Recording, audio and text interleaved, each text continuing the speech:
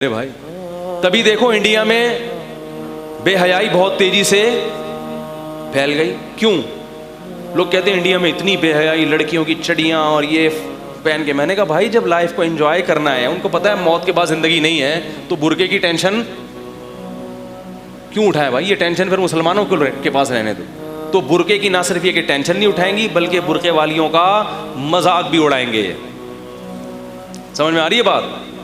फिर वो शादी ब्याह की टेंशन, बोलो ना यार, नहीं हो, क्योंकि बीवी बनोगे तो शोहर के हुकूक है, शोहर बनोगे तो बीवी के हुकूक, गर्लफ्रेंड बेहतरीन, ना इसके हुकूक ना उसके। जब तक टाइम पास हो रहा है ठीक है, वरना जब अच्छा नहीं लग रहा 2 मिनट में छोड़ो और पतली गली से। भाई दूसरा बॉयफ्रेंड मिल गया तो पुराने वाले का क्या करना है? कोई डॉक्यूमेंट्स थोड़ी हैं, कोई डॉक्यूमेंट थोड़ी है, कोई सास ससुर थोड़ी है, कोई साली बहनोई कोई है ही नहीं, सेटअप ही नहीं है, बॉयफ्रेंड है। ये कोई रिश्ता ऐसा है कि कोई इसका डॉक्यूमेंट तो बनते नहीं है इसके। क्या ख्याल है? इंडिया भी नहीं बनाता भाई, तेरी गर्लफ्रेंड है तो छोड़ नहीं सकता, जब चाहो छोड़ के पतली गली से निकल जाओ। तो शादी ब्याह की टेंशन किसको दे दो? ये हमें दे दो। मुझे लोग कहते हैं 4-4 शादियां करके अय्याशी कर रहे हैं। मैं कहता हूँ आप भी कर लो, क्या ख्याल है? अय्याशी अगर है तो आप भी कर लो भाई। अय्याशी का दुनिया में किसको शौक नहीं होता?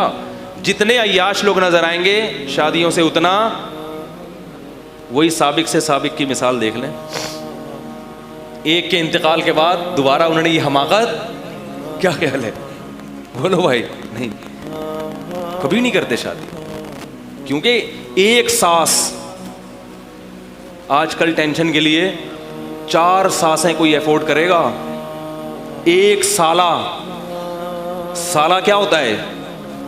जो हमेशा टेढ़ी आंखों से, 4 किस्म के साले, 4 साले नहीं, 4 किस्म के, होल सेल के हिसाब से साले, सुसर कितने? तो ये अय्याशी है। और आपकी आधी से ज्यादा तनख्वाह कौन खाता है? बीवी 90% खाती है। वो अक्सर शरीफ लोगों की बात कर रहा हूं, जो नई बीवियों पे खर्च करते हैं उनकी। 90% से ज्यादा तनख्वाह कौन इस्तेमाल करता है? घर का किराया, गैस, बिजली बिल। वो जब 4 होंगी तो आप खुद थोड़े दिनों में कहां चले जाओगे? बोलो भाई।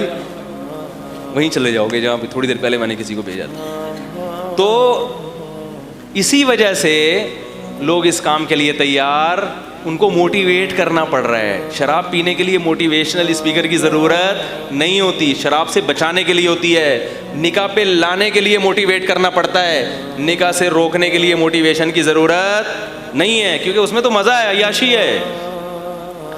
तो जिन लोगों का आखिरत का ईमान नहीं है, नज़रिया नहीं है, तो मेरे भाई वो शराब भी पिएंगे, वो ज़िना भी करेंगे, वो शादी भी नहीं करेंगे, करेंगे भी तो बहुत देर से करेंगे, तो एक करेंगे, और फिर बच्चे भी कितने?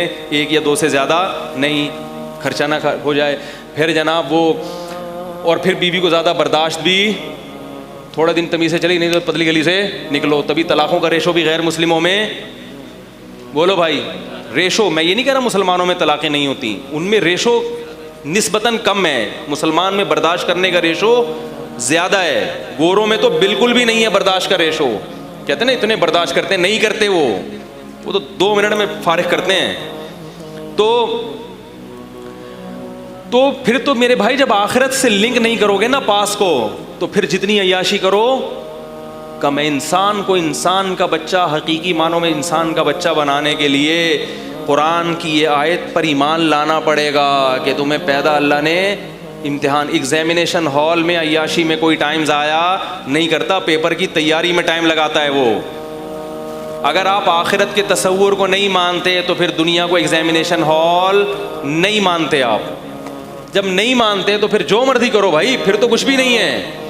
तो इस्लाम ने बताया कि ये दुनिया क्या है? दारुल इम्तिहान। यहाँ बूढ़े माँ बाप को ओल्ड हाउस तो दूर की बात, घर में रखना पड़ेगा, उनकी खिदमत करनी पड़ेगी, और वो अगर चिड़चिड़ेपन की वजह से डांटें तो उफ करने की इजाज़त नहीं है, इज्जत के साथ उनकी खिदमत करनी है। खिदमत तो नर्स भी कर लेती है बूढ़ों की, उस तरह से नहीं करनी कि तनख्वाह मिल रही है, अपनी जिम्मेदारी समझ के करनी है। समझा पा रहा हूँ मैं अपनी बात? बाज़ लोग इस पे एक इश्काल करते हैं भाई कि जिस माजी का फ्यूचर से लिंक नहीं होता, ठीक है, جب ہم مریں گے, جو موٹیویشنل اسپیکر کہتے ہیں جب ہم مریں گے تو ہمیں ایک ضمیر تو مطمئن ہوگا نا تھوڑا سا, تو انسان کا اچھے کام کر کے ضمیر بہرحال مطمئن ہوتا ہے چاہے اس کو اجر نہ بھی ملے. تو ہم آخرت پر اگرچہ ایمان نہیں رکھتے لیکن جب مرنے لگیں گے تو آتما تو خوش ہوگی نا. کیا خیال ہے بھائی؟ آتما کیا ہوگی؟ خوش ہوگی, ضمیر خوش ہوگا, کیونکہ اچھا کام کرنے سے یہ انسان کی فطرت ہے. تو یہ اتنی تھوڑی سی خوشی ہے نا ضمیر کی, کہ اس تھوڑی سی خوشی کے لیے کوئی 50 سال قربانی دینے کے لیے تیار. بولو بھائی, یہ کوئی ایسی خوشی نہیں ہے کہ اس خوشی کی بیس پر 1 سال کے لیے آپ پیدل تبلیغی جماعت میں اپنا خرچہ, اپنی جان, اپنے مال کے ساتھ نکل جائیں اور 1 سال بوڑھوں کی جماعت کو کیا کریں, برداشت کریں. یہ 5 منٹ ضمیر کو خوش کرنے کے لیے ایسا زیادہ زیادہ یہ ہوگا, گٹکا چھوڑ دے گا, شراب تھوڑی کم کر لے گا, تھوڑا کہے گا یار تھوڑا اتنا نہ پیو کہ دماغ پہ چڑھ جائے, تھوڑا انسان نہ, اس سے زیادہ بولتے کیوں نہیں بھائی؟ کچھ بھی نہیں ہو. اور رب کی عبادت پہ آ جائے, اللہ کو اللہ ماننے لگے, یہ تو سوال ہی پیدا نہیں ہوتا. رمضان کے گرمیوں میں روزے رکھنا شروع کر دے, ایسا نہیں ہوتا. سمجھ رہے ہو کہ نہیں سمجھ رہے؟ تو اس لیے یہ جو حدیث میں نبی صلی اللہ علیہ وسلم نے فرمایا 5 چیزوں کو 5 چیزوں سے پہلے غنیمت سمجھو, اس کا مطلب کیا ہے کہ آخرت کی تیاری میں لگا دو. پیسہ بھی اگر کما رہے ہو تو نیت آخرت ہونی چاہیے. دنیا, نبی صلی اللہ علیہ وسلم نے فرمایا وہ تاجر جو ایمانداری کے ساتھ تجارت کرے قیامت میں پیغمبروں کے ساتھ ہوگا. اگر تجارت کی ترغیب نہ ہوتی, پیسہ کمانے کی ترغیب نہ ہوتی تو اللہ کے نبی ایماندار تاجر کو پیغمبروں سے نہ ملاتے. نبی نے فرمایا وہ شخص جو اس لیے مال کماتا ہے, تجارت کرتا ہے اور مال کماتا ہے تاکہ لوگوں سے مستغنی رہے, کیونکہ اللہ چاہتے ہیں کہ اللہ کے محتاج بنو, مخلوق کے محتاج نہ بنو, اس نیت سے کہ میں کھلانے والا بنوں, کھانے والا نہ بنوں, رشتہ داروں پہ خرچ کروں, اپنی بھی صحت اچھی ہوگی, رشتہ داروں پہ بھی خرچ کروں گا. اس نیت سے جو کماتا ہے تو اس عمل کو آپ صلی اللہ علیہ وسلم نے عبادت قرار دیا ہے. بہت مشکل ہے. ڈاکٹر بنتا ہے اس نیت سے کہ میں انسانیت کو موت کے منہ میں جانے سے کیا کروں گا, بچاؤں گا. تو قرآن نے کیا کہا, جس نے ایک انسان کی جان بچائی ثواب کے لحاظ سے کیسے, جیسے تمام انسانوں کی. کتنا مقدس شعبہ ہے اگر نیت اچھی ہو, کتنا مقدس شعبہ ہے. پھر بڑھاپے میں اگر یہ ڈاکٹری اس کے کام نہیں آئی, ہسپتال والوں نے نکال دیا, کوئی پریشانی نہیں. اس کو پتہ ہے میرا ماضی اتنا اچھا گزرا ہے کہ بڑھاپے میں بدلہ نہیں مل رہا, مگر ان قریب بدلہ. بولے بھائی ایگزامینیشن ہال ہے, یہاں سے باہر جائیں گے تو بدلہ. تبھی ہم نے اپنے شیخ کو دیکھا بڑھاپے میں بہت خوش رہتے تھے. جیسے جیسے موت کا وقت قریب تھا نا, خوشی ان کی کیا ہوتی تھی, بڑھتی, کیونکہ ان کا ماضی بہت اچھا تھا. بڑھاپے کے ایام اتنے اچھے. حضرت فرماتے ہیں میں نے جوانی روتے ہوئے گزاری ہے. کیسے گزاری ہے؟ روتے ہوئے. کیوں؟ اپنی کوتاہیوں کی طرف توجہ زیادہ کرتے تھے, اپنی خوبیوں کی طرف توجہ نہیں. فرماتے ہیں جب میں عمر میری بڑھ گئی پھر میں نے اللہ سے کہا, دعا مانگی, اللہ میں نے زندگی روتے میں گزار دی ہے, اب تو کیا کر, مجھے ہنسنے والی زندگی دے, اب میری کیفیت کو کیا کر دے, چینج کر دے. پھر فرماتے تھے کہ بڑھاپے میں امید کو غالب رکھنا چاہیے, کیونکہ بڑھاپے میں عمل کی طاقت ختم. خوف اس لیے ہونا کہ عمل کرے, عمل کی طاقت ختم, اور خوف کی وجہ سے اعصاب کیا ہوتے ہیں, اور کمزور, اور عمل اور.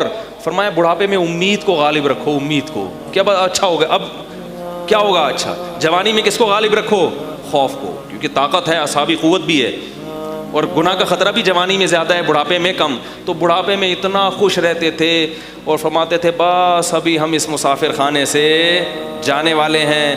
اور فرماتے تھے ان قریب محمد صلی اللہ علیہ وسلم سے, صحابہ کرام سے ملاقات, بولو بھائی, ہونے والی. جن بڑے بڑے ہمارے اسلامی شاعر گزرے, مولانا رومی سے بڑے متاثر تھے. جب ان کا شعر پڑھتے تھے کہتے تھے جانے کے بعد مولانا رومی سے ضرور ملوں گا میں, ٹھیک ہے نا, بولوں گا یہ شعر آپ نے بڑا ہی خاندانی کا لفظ میں استعمال کر رہا ہوں, یہ شعر آپ نے کیا کہا تھا, بڑا ہی خاندانی. تو فیوچر سے جس کا لنک ہوگا میرے بھائی, اس میں تو آپ کو کچھ بنو گے, نہیں ہوگا تو یہ سب ہوائی باتیں ہیں. تبھی ان کی بیچاروں کی زندگیوں کا حال دیکھو. ترقی ہے دنیاوی, کامیابی نہیں ہے. اس دنیاوی ترقی کو یہ کیا سمجھ رہے ہیں کامیابی؟ تو یہ فرعون اسی غلطی کا شکار ہو گیا تھا. موسیٰ علیہ السلام سے کہتا ہے تمہارے پاس پیسہ نہیں ہے, ہادھِ الانہار تجری من تحتی, اور میرے محلات کے نیچے سے نہریں گزرتی ہیں, ترقی میرے پاس ہے, تمہارے پاس ترقی نہیں ہے. تو اسی کو قرآن نے بتایا کہ ترقی کو کامیابی مت سمجھو. تمہارا فرعون کا لائف اسٹائل کیا تھا؟ غلط. موسیٰ علیہ السلام کے پاس کچھ بھی نہیں تھا, مگر لائف اسٹائل کیا تھا؟ صحیح. سمجھ رہے ہو؟